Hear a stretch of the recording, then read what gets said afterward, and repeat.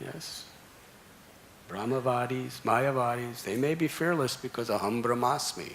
I'm the spirit. Nothing can harm me.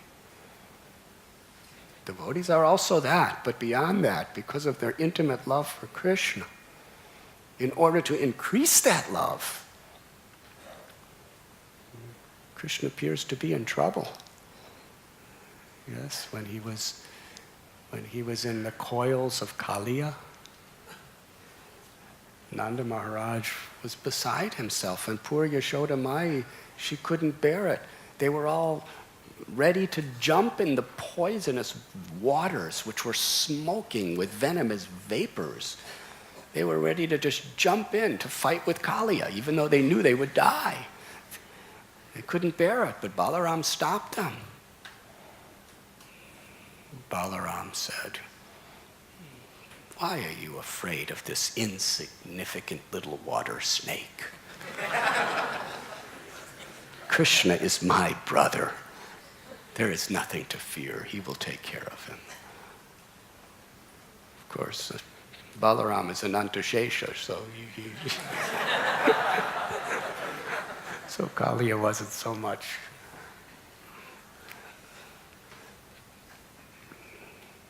Yashoda Mai fell unconscious like a cow that had just lost her calf. And all the gopis, they were all in the same distress as her, gathered around her in a circle chanting the glories and the names of Gopal to try to bring her back to life.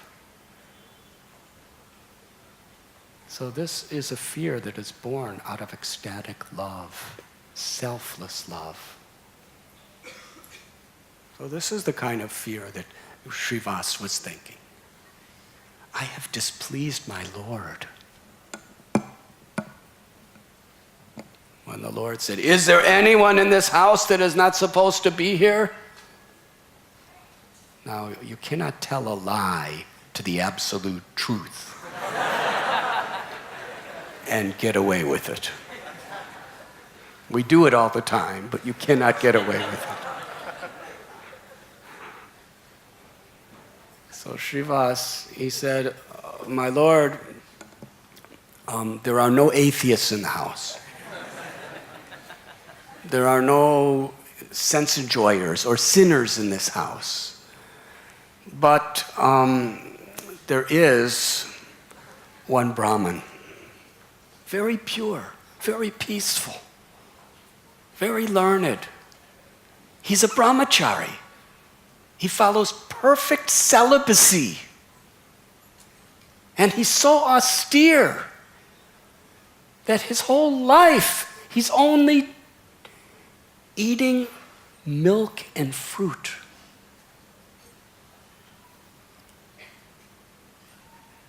He really wanted to see her dancing. So I brought him in the house and hid him in his secret place." When Lord Chaitanya heard that, he became transcendentally enraged. And he cried out, "Right now, at this moment, get him out of this house."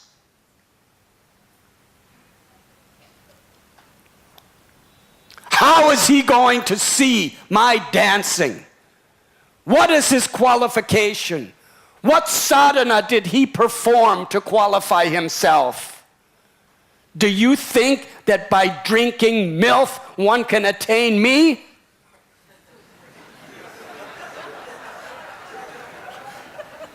Then Sri Chaitanya Mahaprabhu raised his arm and stretched out one finger to make the point. It is not by drinking milk or performing any other type of austerity that one can attain me. What qualification does he have? Even if one is a chandala, an illiterate outcast from a sinful background, if that Chandala takes shelter of me, he or she will claim me and I will accept them. But even if a person is a sannyasi, completely rejecting and freed from all worldly attachments, with strict sadhana, if that person does not surrender to me with devotion, if that person from his heart does not take shelter of me, I will not favor him.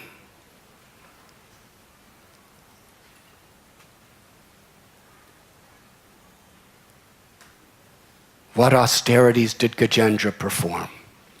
He was an elephant, or Hanuman, a monkey, or the gopis, simple milkmaids.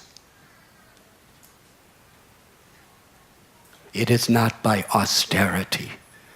It is only by surrender, sharanagati. It is only by sincerely from the heart taking shelter of me that one can achieve me. And then the Lord cried out,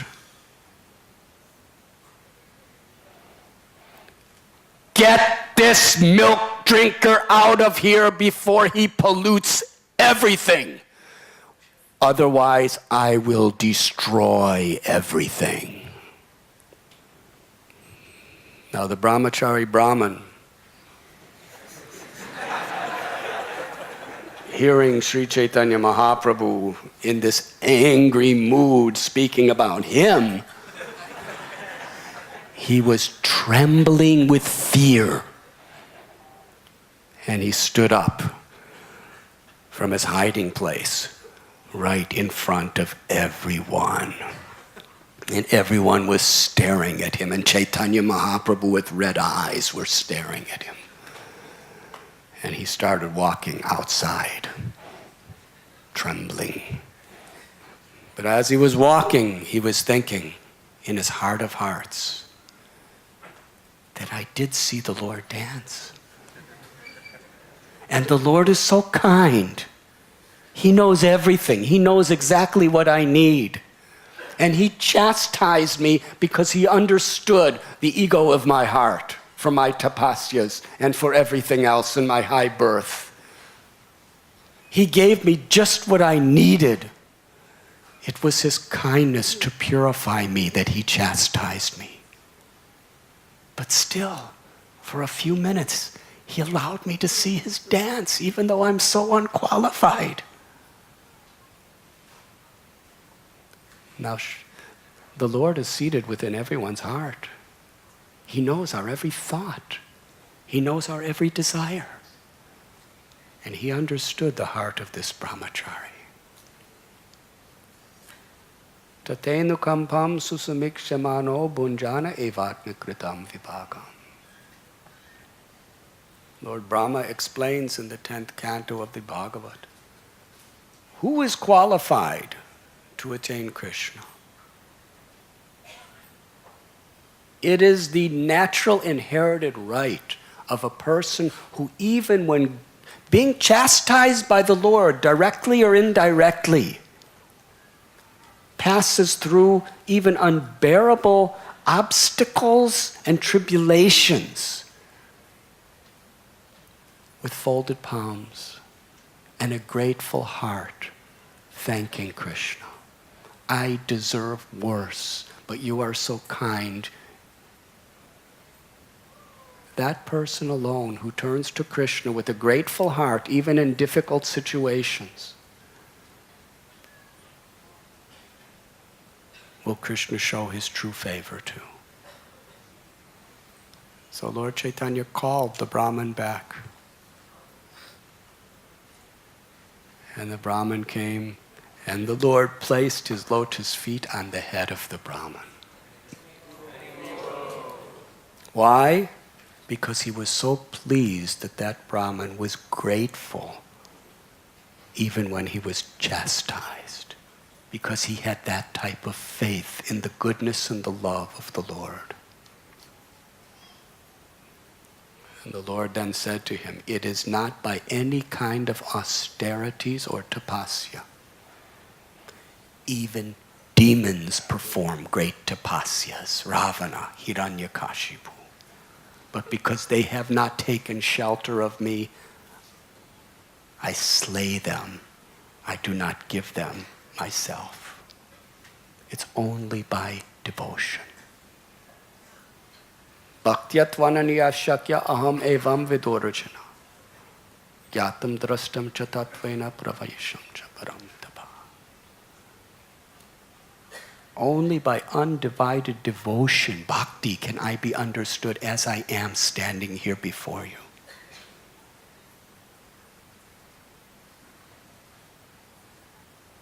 And then Sri Chaitanya Mahaprabhu accepted that brahmachari as one of his own intimate, loving devotees. And seeing the mercy the Lord showed upon him, all the devotees offered their dandavat pranams and loudly chanted the holy name.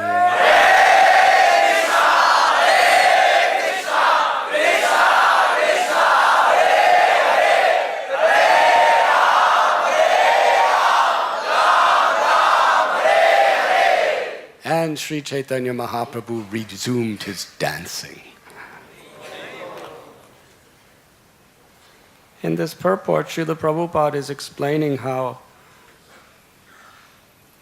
the science and tradition of deity worship, the Archamurti,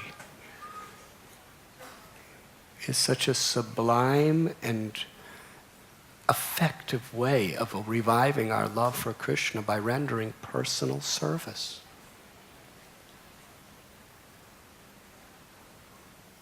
And Srila Prabhupada writes, one should install the deity of Vishnu or Krishna and worship him nicely by dressing him, decorating him with flower garlands, and offering him all kinds of fruits, flowers, and cooked food, nicely prepared with ghee, sugar, and grains. One should offer a flame, incense, and so on, while ringing a bell, as prescribed. This is called the worship of the Lord. So this is the process that Kashyapa Muni has given to Aditi, to worship the Lord. But his emphasis is on devotion.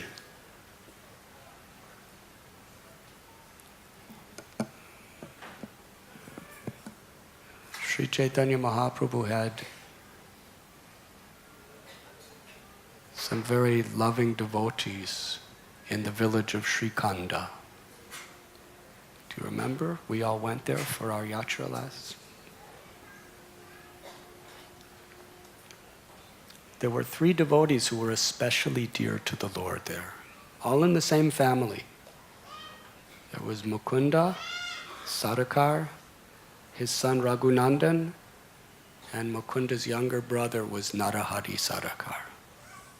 Now I'd like to end class by just speaking a little story which illustrates the purport to this verse and this purport.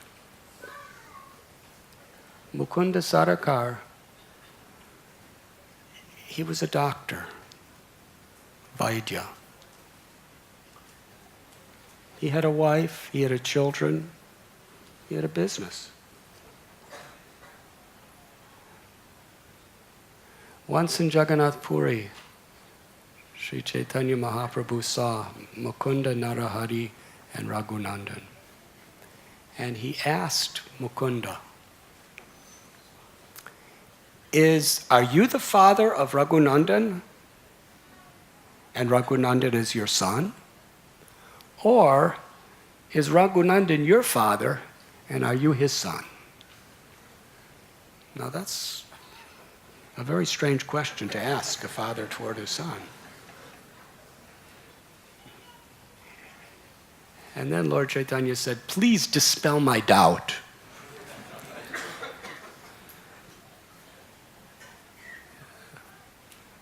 Mukunda replied with great enthusiasm.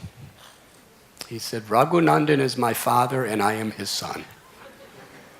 because he has taught me and my whole family what real devotion to Krishna is. This is for certain. Sri Chaitanya Mahaprabhu was very happy. He said, yes, you have given the correct answer. One who gives us devotion to Krishna should be considered our superior in whatever relative relations we may have. Then Lord Chaitanya began to describe the glories of Mukunda. As I said, he was such a good physician that he was the main doctor for the king of Bengal, the Nawab Hussain Shah, and all the local rulers. One day, a king, Mughal king, he called. He called for Mukunda to help him with some physical ailment. And the king was sitting on a high raised platform. And Mukunda was describing to him what type of medicines he should take. When someone came, see that peacock fan? It's just the right time. Someone came with a peacock fan, the high platform onto the ground directly. And the king was really disturbed. He thought his doctor was dead. How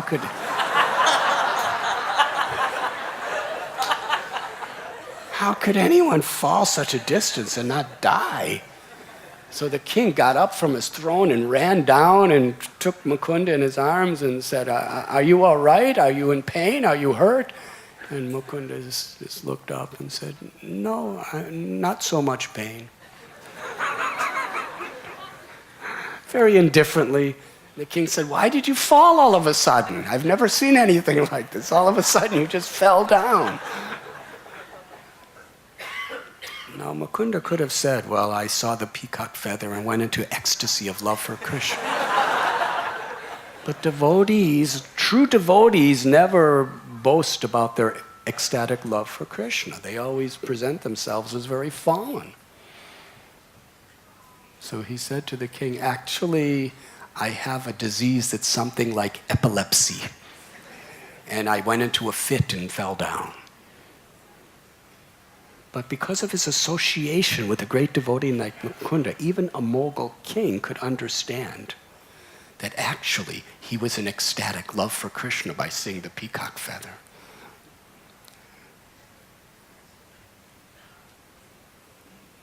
Lord Chaitanya said about his devotee, even though he appears to be a very ordinary householder with a family and children, performing his occupation,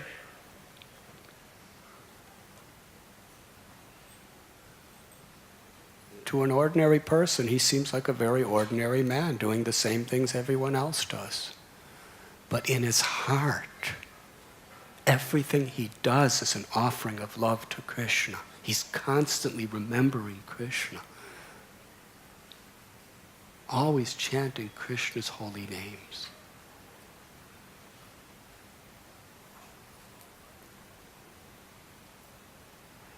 Lord Chaitanya, he said to the three, he said, Mukunda, I give you the instruction to sincerely earn both material and spiritual wealth. Remain a householder. Remain in your occupation. Remain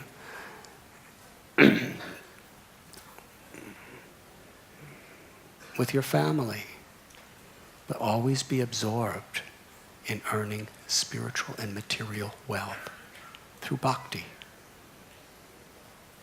Then he turned to Narahari Sarakar, his younger brother, and he said, you should remain here in Puri with me and remain with devotees and help to spread the preaching. And Raghunandan, the son, he said, you should worship the deity in the temple. In this way, Lord Chaitanya taught that even though these three different types of services are so altogether different, they are actually absolutely one and the same. Because the Lord is bhavagrahi.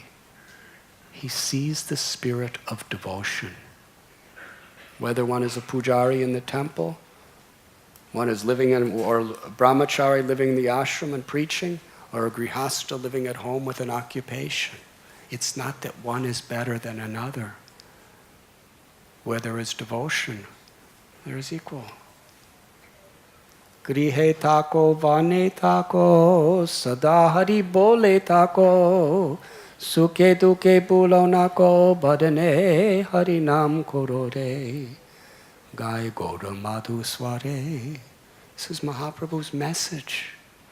Whether you're a grihastha like a Mukunda, or whether you're a sannyasi living in the forest, if we take the name of Krishna with devotion, we will be free from all the happiness and all the distress of this material existence. Because we will paramdrisvani vartate, experience the higher taste of Krishna.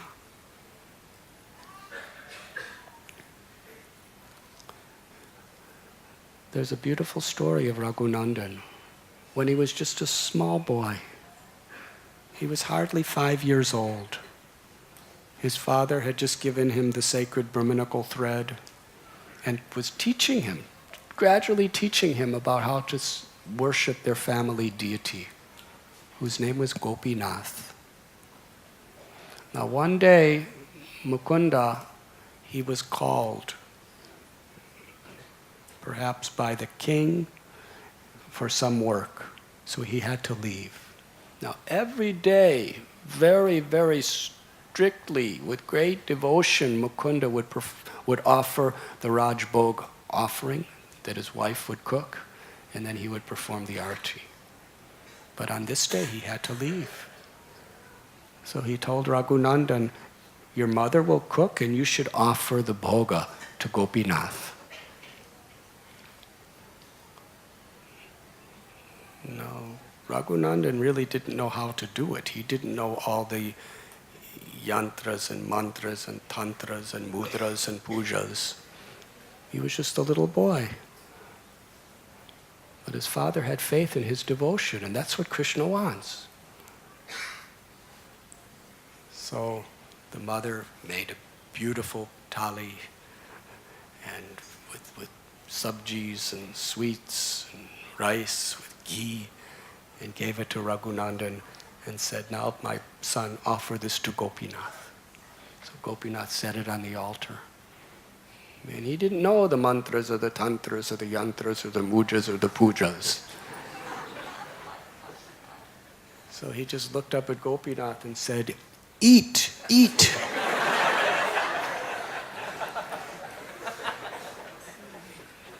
So Gopinath ate.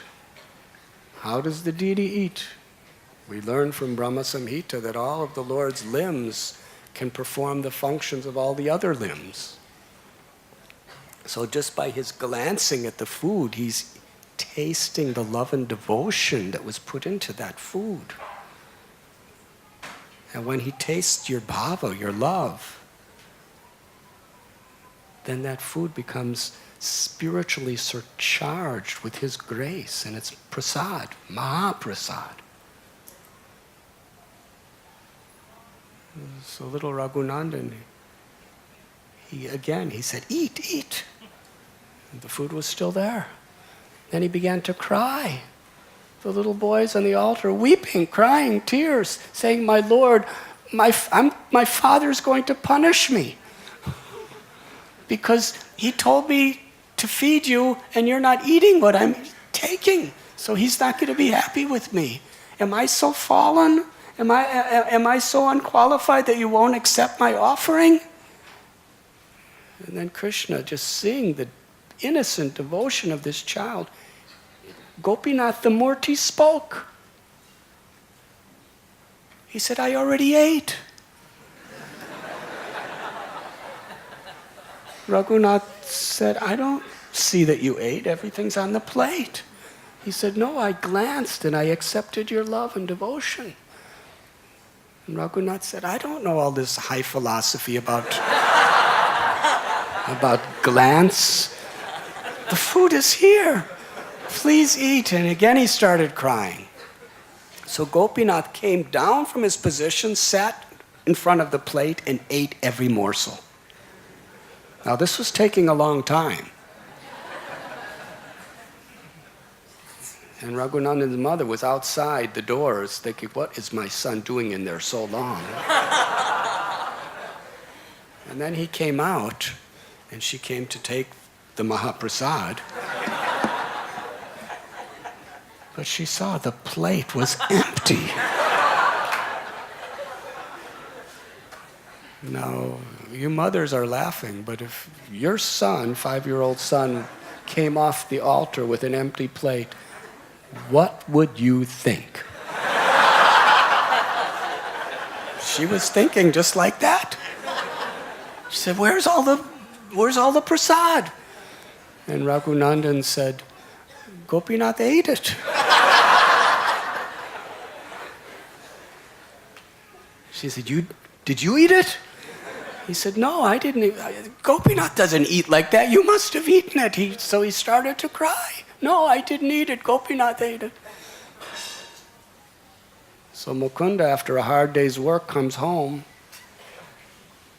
and says to his wife, please give me prasad.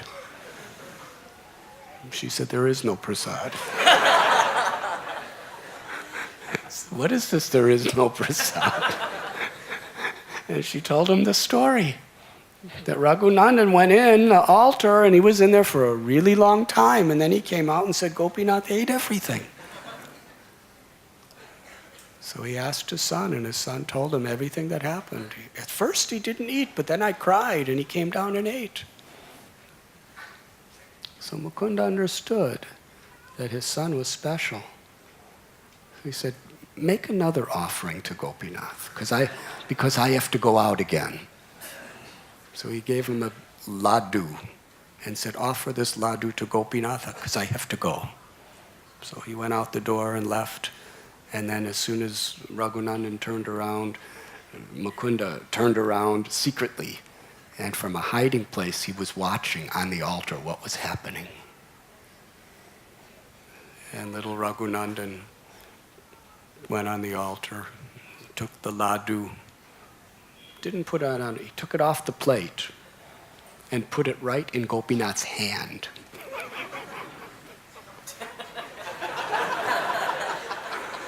His father's watching. This is not what he taught him.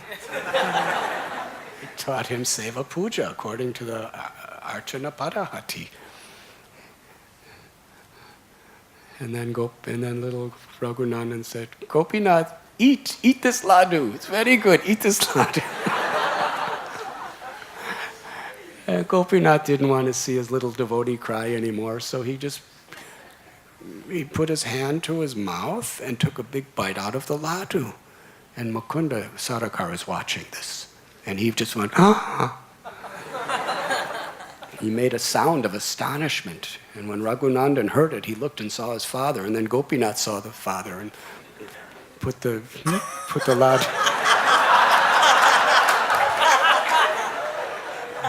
Moved his hand away. And to this day, if you go to Sri Khanda through the Gopinath temple, half of the laddu is still there giving darshan to testify that the Supreme Personality of Godhead accepts whatever is offered with love and devotion. Then Sri Chaitanya Mahaprabhu turned to Sarvabhauma Bhattacharya and his brother Vidyavachaspati. And he said that the Supreme Lord has incarnated in two forms in the stage. He has come as wood and he has come as water. And here Srila Prabhupada explains that everything is emanating from Krishna. Aham sarvasya prabhavo mata sarvam pravartate iti matva bhajante mam buddha bhava samanvita. I am the source of all material worlds and spiritual worlds. Everything emanates from me. The wise who know this perfectly engage in my loving devotional service and worship me with all their hearts. Now this is Krishna's definition of wisdom.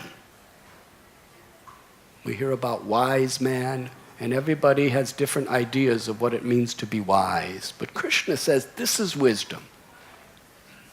To understand that he is the source of everything and everything is emanating from him. And therefore, to worship him with all our hearts, with love and devotion. That means this material energy is Krishna's energy. And Krishna is present in his energy.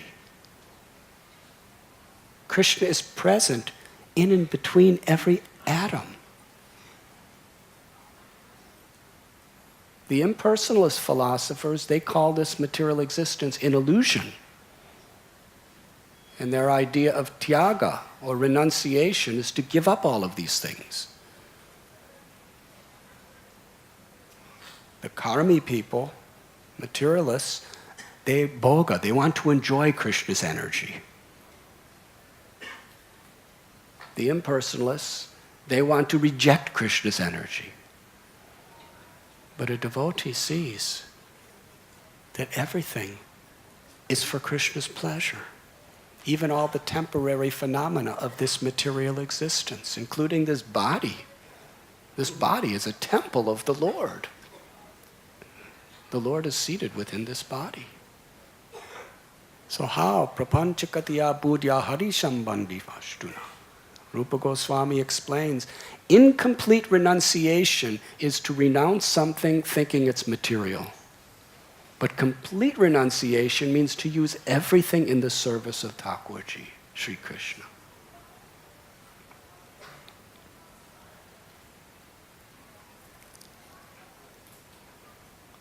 And Krishna, since everything is non-different than him, although he remains the source of everything, like the sun is the source of the sunlight, which pervades everything. Krishna, by his own free will, could make himself present to his devotee anywhere and in anything, even material elements. So Sri Chaitanya Mahaprabhu explained that Lord Jagannath in Puri is Krishna, full-fledged Krishna, with all of his 6 opulences, performing his divine leelas in a way that we can see him, fix our mind on him, and render service to him in the form of Lord Jagannath. And he said, and Krishna has personally appeared in the form of water as Mother Ganges. She is absolutely non-different from Krishna. And she's come to purify our sins, and for those who approach her with the proper purpose, Ganga has come to bestow unalloyed loving devotional service to the Supreme Lord. And then he told Sarvabhauma Bhattacharya, your life's mission should be to serve Lord Jagannath, Krishna in the form of wood. And your brother Vidyavachaspati, your mission in life should be to go back to Navadvip and worship and serve Mother Ganga.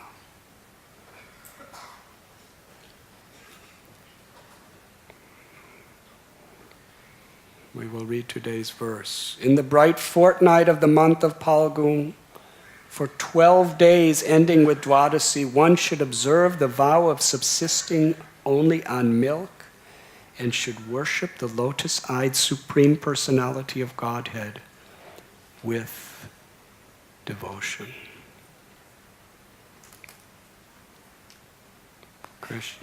Krishna seeks the devotion in the heart of his devotee. Krishna would wake up early in the morning with his friends to the gopis' houses to steal their butter. It wasn't just mischief, because the gopis would churn that butter every state when they would milk their cows, when they would feed their cows grass, when they would... Every stage of making that butter was with pure love, hoping that Krishna would come to taste it. And Krishna reciprocates. He was going house to house, stealing the butter because he was hungry for the butter. Hungry for love. Virat Rupa, we saw what his mouths were doing. Devouring all the greatest kshatriyas on earth. But that was a different situation. That same absolute truth in his original form, the source of all avatars, avatari, is roaming from place to place, searching for the love of his devotees. And the Lord descends into this world to search for the lost souls.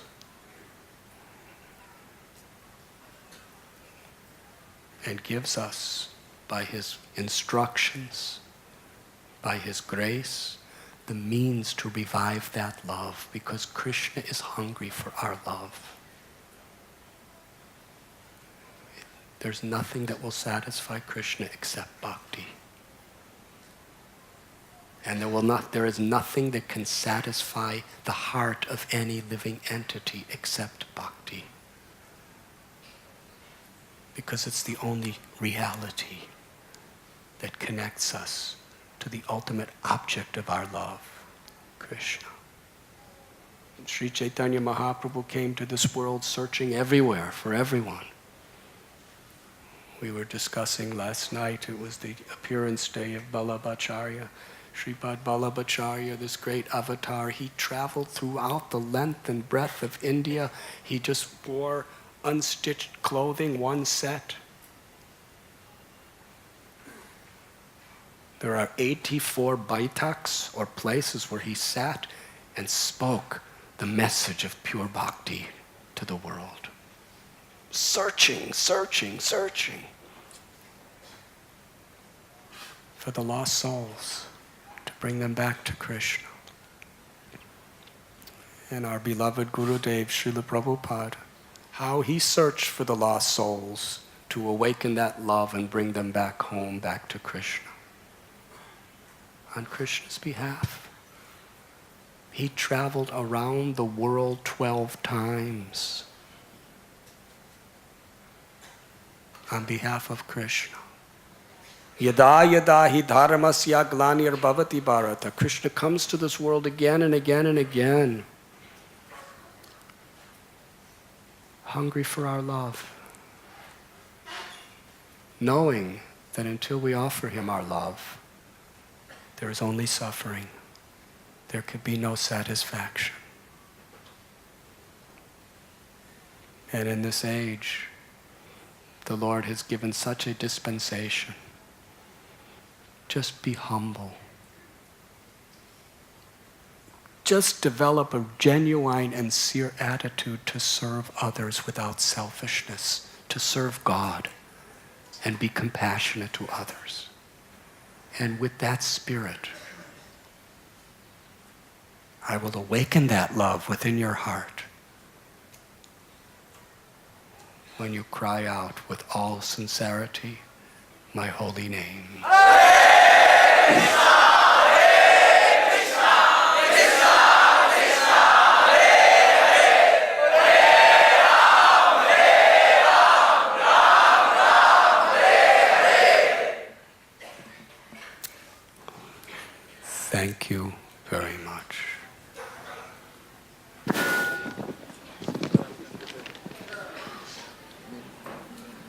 Ramdas Ji Prabhu, wonderful to see you. What I see is your head is right beneath the dust of Hanumanji's lotus feet. Let us welcome Ramdas Prabhu to Sri Radha Gopinath Temple with great enthusiasm.